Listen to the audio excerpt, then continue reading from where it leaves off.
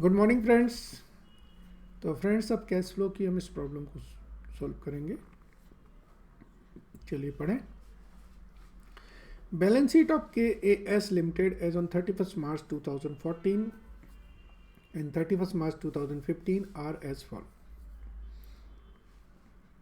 Equity share capital दे रखी है, general reserve, profit and loss, debentures, current liabilities, propose dividend,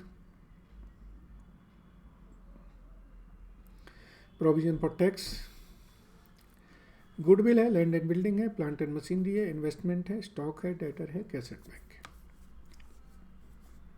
आगे बढ़ते हैं। During the financial year 2014-15 the company issued equity shares at par. Debenture were redeemed on 1st April 2014 at 10% premium. Some investments were sold at a profit of 75,000 and profit were credited to general reserve account. During the year, an old machinery costing itna was sold for itna. Its written down value was itna. Depreciation to be provided at the rate of 20% on opening balance. There was no purchase and sale of land and building. Okay. Provision for tax made during the year is this. Friends, हम जानते हैं जब cash flow statement हमें बनाना है तो accounting standard 3 से बनेगा।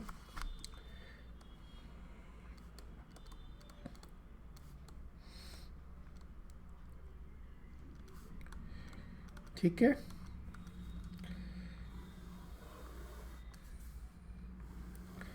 और इसके हमारे वर्किंग नोट्स भी बनेंगे।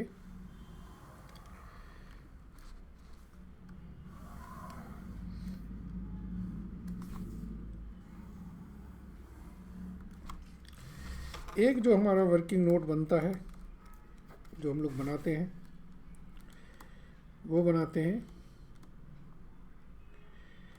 P&L adjustment account. किस चीज़ के लिए? कैश फ्रॉम ऑपरेशन करने के लिए।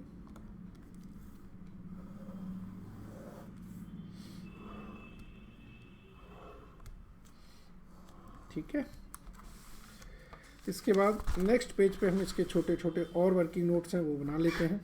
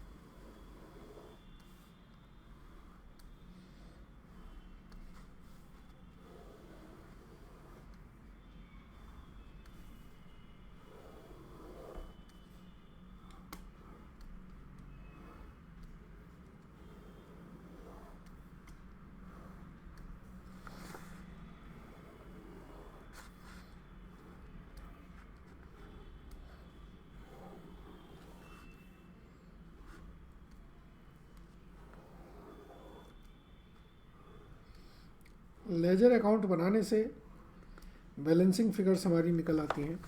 ठीक है। चलिए देखते हैं क्वेश्चंस को, क्वेश्चन के तरीके से करेंगे।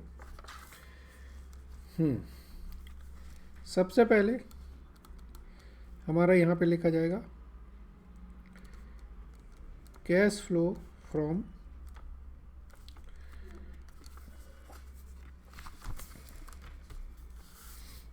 Operating activities.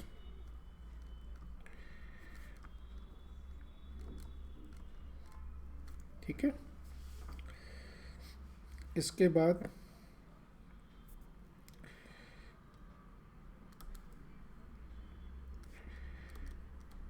Cash flow from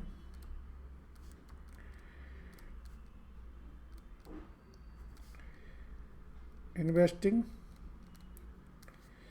activities.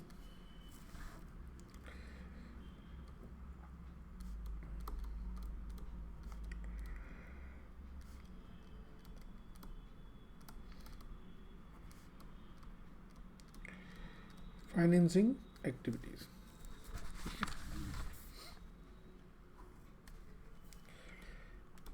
ये आ जाएगा हमारा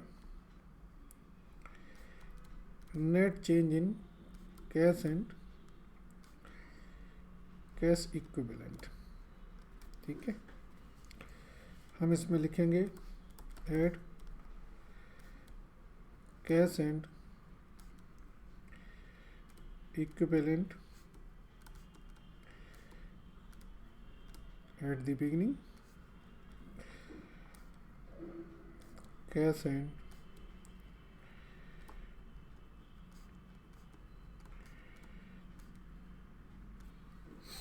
ठीक है, ये हमारा फॉर्मेट बना लिया हमने। अब हम एक तरफ से इसको करना शुरू करते हैं। देखिए, जैसे आपका है इक्विटी शेयर कैपिटल 75 लाख से 1,02,50,000 हुआ है। इसका मतलब इसमें जो 27,50,000 जो इंक्रीज हुआ है, ये हमारे इशू से हुआ है। तो इशू ऑफ इक्विटी शेयर्स 27,50,000। फिर है जनरल रिजर्व। तो जनरल रिजर्व का एक अकाउंट बना ले।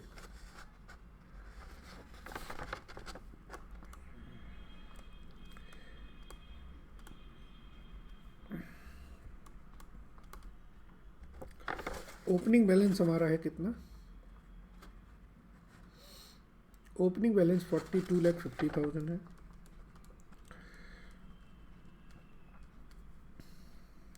और क्लोजिंग बैलेंस 50 लाख है। ठीक है, फिर है प्रॉफिट एंड लॉस का। प्रॉफिट एंड लॉस का जो बैलेंस है वो हमारे profit and loss adjustment account में आ जाएगा। ओपनिंग बैलेंस 15 लाख है।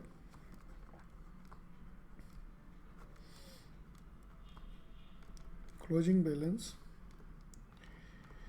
18,75,000। ठीक है, इसके बाद आपके 13% डिवेंचर्स हैं। 13% डिवेंचर्स हमारी जो फेस वैल्यू कम हो रही है कितनी है? 58 लाख माइनस 43,50,000। 14,50,000 के हमारे डिवेंचर्स कम हो रहे हैं। सो रिडेम्पशन ऑफ डिवेंचर, इसमें 10% ऐड कर दें तो ये हो गए 15,95,000 के। ठीक है, और जो इसमें प्रीमियम गया है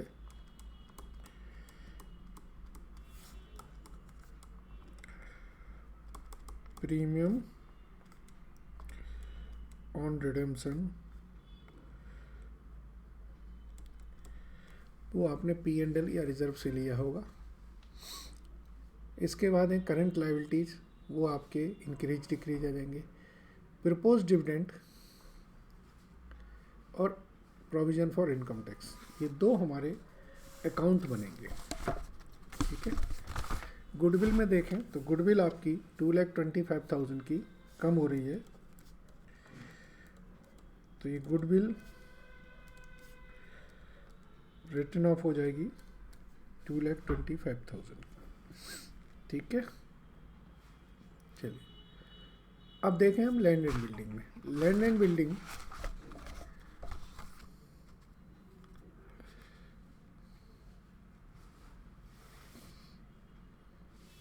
के बारे में कोई परचेज नहीं हुई है, लिखा है देयर वाज नो परचेज। तो परचेज नहीं है और डिक्रीज हो रहा है, तो फिर ये डेप्रीसिएशन ही है लैंड एंड बिल्डिंग में। 6,80,000 का एक प्लांट एंड मशीनरी लेजर बना लीजिए।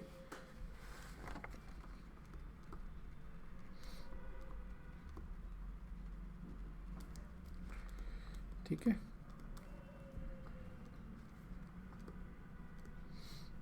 ओपनिंग क्लोजिंग लिख लें।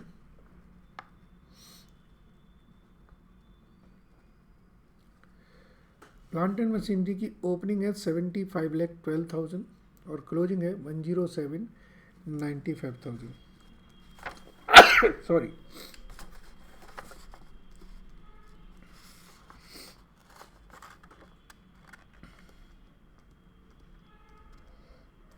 ठीक है। चलिए, प्लांट एंड मशीनरी के बारे में नीचे लिखा हुआ है कि एक प्लांट एंड मशीनरी जिसकी रिटर्न ऑन वैल्यू 8 लाख थी वो 625 में बेच दी है।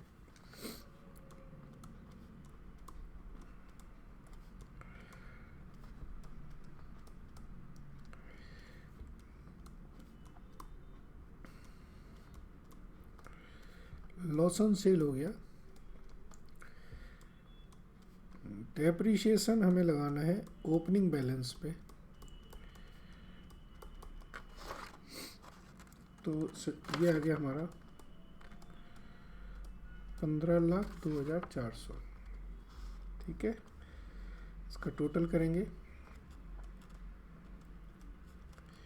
13097 400 13097,400। तो यह है 55 85 400। ये हमारी परचेज निकल आई। ठीक है, चलिए, तो एक तो depreciation on plant and machinery आ गया 15,02,400। नहीं दिख रहा, चलो अच्छी तरह से लिख देते हैं।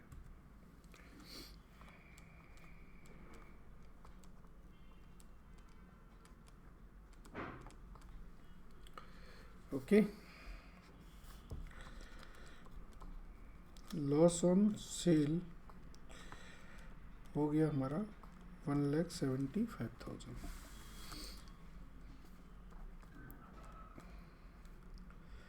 Cell of plant and machinery 6,25,000।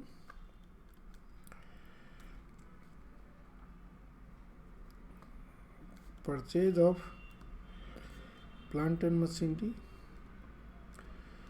55,85,400। ठीक है, चलिए, अब इन्वेस्टमेंट है, इसके लिए एक इन्वेस्टमेंट का लेजर बना लेते हैं। ठीक है,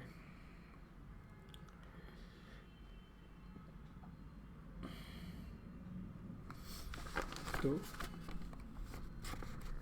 हमारे 3 लेजर बनेंगे। एक बनेगा इन्वेस्टमेंट अकाउंट का, एक बनेगा हमारा प्रपोज्ड डिविडेंड का, एक बनेगा प्रोविजन फॉर इनकम टैक्स का। ठीक है, चलिए, प्रोविजन फॉर इनकम टैक्स हमारा ओपनिंग है 22,50,000, क्लोजिंग है 24,75,000।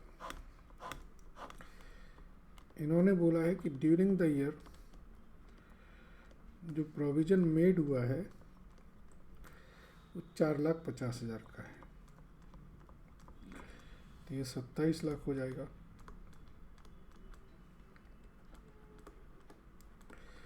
तो ये हमारा आ जाएगा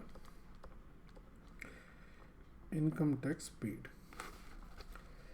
ऐसे ही प्रपोज्ड डिविडेंड का ओपनिंग बैलेंस है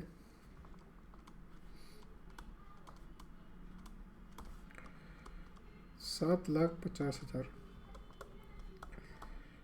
क्लोजिंग बैलेंस है 9,10,000। अगर कुछ भी नहीं दिया होता है तो हम ये मानते हैं कि ओपनिंग का हमने पे कर दिया है।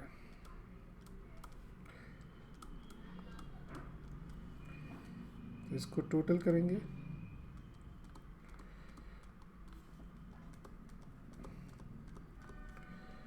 तो 9,10,000 ये है हमने जो प्रोविज़न मीट किया होगा। ये दोनों प्रोविज़न हमारे पी एंड एल अकाउंट्स में आ जाएंगे। Provision for income tax 4,50,000, provision for dividend 9,10,000। ठीक है। और जो डिविडेंड आपने पे किया है वो हमारा आ जाएगा 7,50,000। ठीक है। चलिए अब देखिए गौर से क्या आइटम है जो छूट रहा है। पहला एडजस्टमेंट हो गया, दूसरा हो गया, तीसरा भी करना है। Some investment were sold at a profit of 75,000, और जो प्रॉफिट है वो जनरल रिजर्व में हमने क्रेडिट कर दिया था। ये इन्होंने बताया कि कुछ इन्वेस्टमेंट हमने बेच दिए थे 75,000 के प्रॉफिट पे। चलिए, इन्वेस्टमेंट की ओपनिंग है 25 लाख और क्लोजिंग है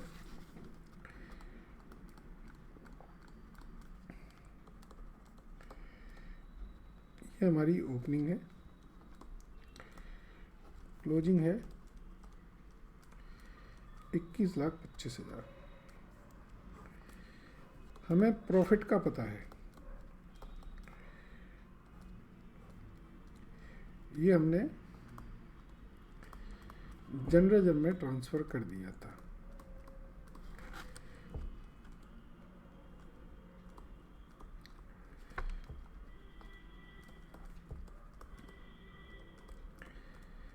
ये हमारी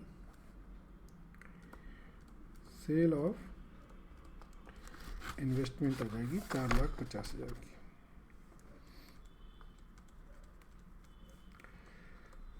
by profit on sale of investment. ठीक है।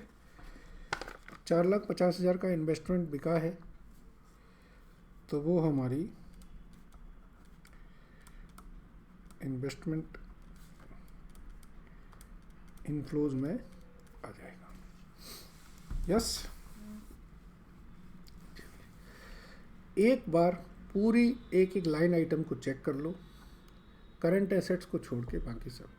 Goodwill done, land and building done, plant and machinery done, investment done, stock debtor छोड़ दीजिए। कैश की ओपनिंग और क्लोजिंग जो है वो आप यहाँ पे लिख लीजिए। ये आ जाएगी 1493, तो ये आने चाहिए 9025। इसका मतलब है जो नेट चेंज है वो 432 का पॉजिटिव आएगा। ठीक है। चलिए, सो करंट एसेट्स छोड़ दिए, provision for tax, provision propose dividend हमने ले लिया है, करंट लायबिलिटीज ले ली है, प्रॉफिट एंड लॉस ले लिया, इक्विटी शेयर कैपिटल ले ली, जनरल रिजर्व ले लिया। अब सिर्फ बचा है डिवेंचर पे इंटरेस्ट। तो डिवेंचर पे जो हम इंटरेस्ट देंगे, क्योंकि हमने 1 अप्रैल को ही पे कर दिया था, तो 43,50,000 पे 13% से हमारा इंटरेस्ट आता है 5,65,500। ये हमने दिया है। तो बेसिकली ये हमारी फाइनेंसिंग एक्टिविटीज़ है।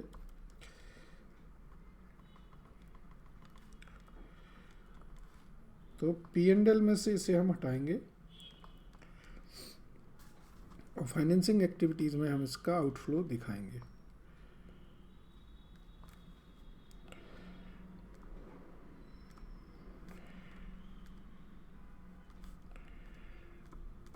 ठीक है।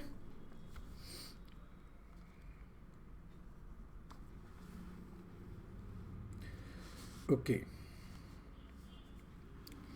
चलिए अब पहले P&L अकाउंट का टोटल करेंगे। उससे पहले पिछले पेज के वर्क स्टेशन वो देख लें। इन्वेस्टमेंट हो गया, यहाँ पर डिफरेंस आ रहा है, ये हमारा 50 लाख है, ये हमारा 50,000 लाख है। तो यहाँ जो बैलेंस है 6,75,000, ये हम लिखेंगे ट्रांसफ़र फ्रॉम P&L से ट्रांसफ़र हुआ। तो 6,75,000 हम P&L अकाउंट में लिखेंगे।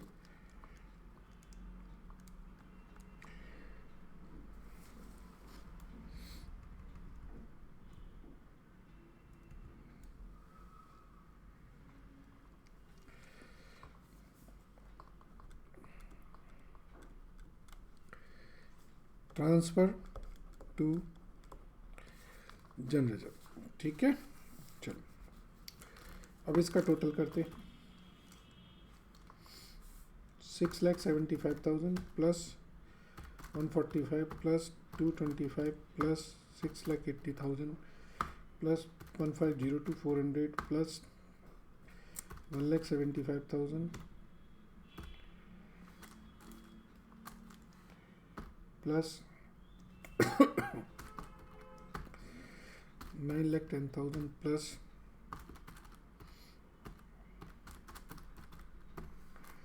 इस तरफ का टोटल आ रहा है 6,9,80,150 माइनस 15 लाख, तो ये आ रहा है 54,80,000।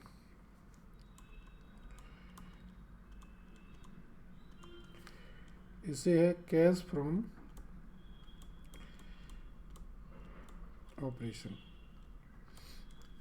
ठीक है। 54,80,150। एक बार चेक कर लें दोबारा से। 6,75,000 प्लस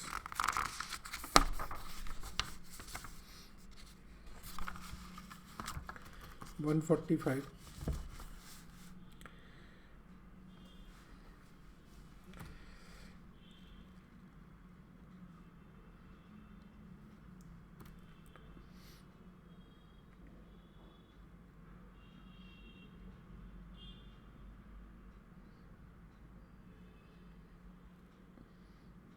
क्यों ये क्यों आ रहा है, ठीक है, plus 2,25,000 plus 6,80,000 plus 1,502 400 plus 1,75,000 plus 4,50,000 plus 9,10,000 plus 565,500 plus 1,875।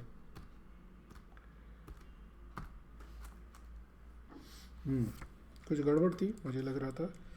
72,209 minus 15 lakh, तो ये वैल्यू आ रही है 57,02,900, ठीक है।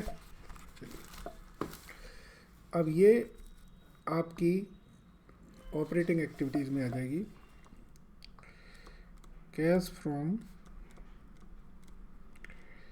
Operation working note 1 57,02,900। ऐड करेंगे current assets decrease, current liabilities increase, less करेंगे current assets increase, current liabilities decrease. चलिए इसका इम्पैक्ट ले लीजिए। करंट लायबिलिटीज तो इंक्रीज हुई है, इंक्रीज इन करंट लायबिलिटीज, ठीक है जी। और स्टॉक हमारा डिक्रीज हुआ है, डेटर इंक्रीज हुए हैं। तो जो स्टॉक डिक्रीज हुआ है वो कितना है 5,50,000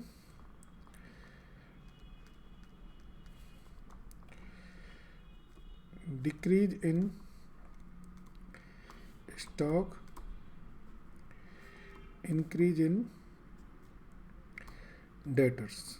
डेटर कितने से इंक्रीज हो गए,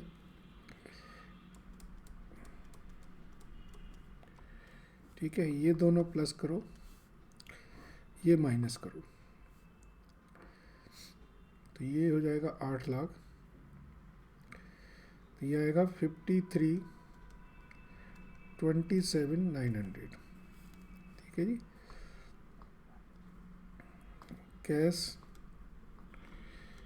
जनरेटेड, इसमें से इनकम टैक्स आपने जो पे किया था 225,000 का, उसे माइनस कर दो, तो ये बचता है 51,02,900। This is your cash flow from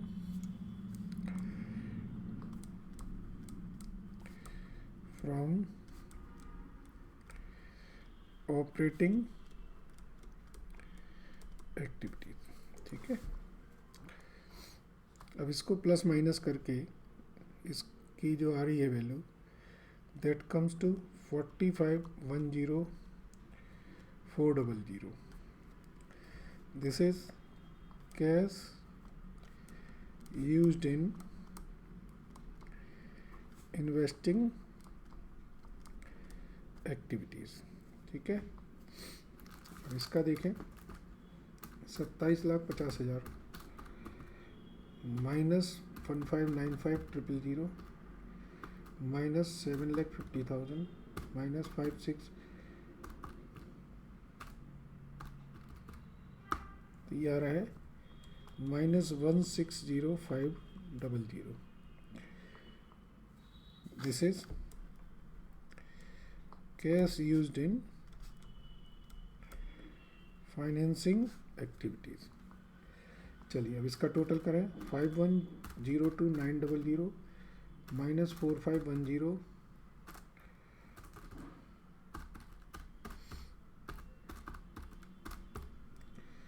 minus 160,500, ये 432 आ गया।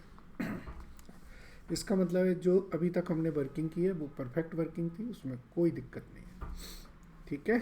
समझ आ गया आपको। कैश फ्लो के जब भी क्वेश्चन आएंगे थोड़े लंबे होंगे, ये तो कुछ ज़्यादा ही लंबा था। Thank you very much.